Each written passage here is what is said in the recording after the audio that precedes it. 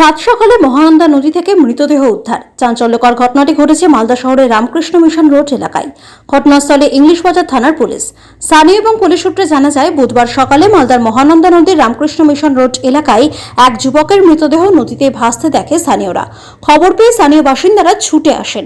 পরে খবর দেওয়া হয় ইংলিশ বাজার থানার পুলিশকে। সেই খবর পেয়ে ছুটে আসে ইংলিশ বাজার থানার পুলিশ।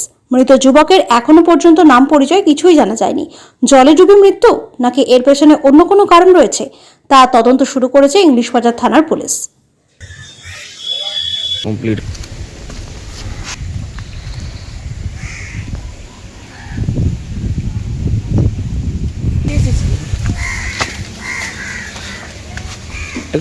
সকালবেলা তো এসে দেখলাম যেটুকুটা যে এখানে বডিটা ভাসছে, তার ছেলের বডি আছে দেখেই বোঝা যাচ্ছে।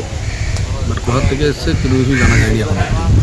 পুলিশকে খবর দেওয়া হয়েছে, এখন আসুক দেখা যাক কী হয়।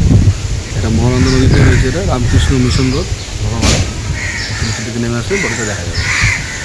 আমি ঘুম থেকে উঠেই এটা বডি দেখছি নদীর ধারে জলে, ওখানে ছিল প্রচুর পানার ওখানে। তারপরে তো এখানে লাগলো ছেলে এটা ধোপা পাড়া, এখানে লাগেছিল প্রচুর পানাতে।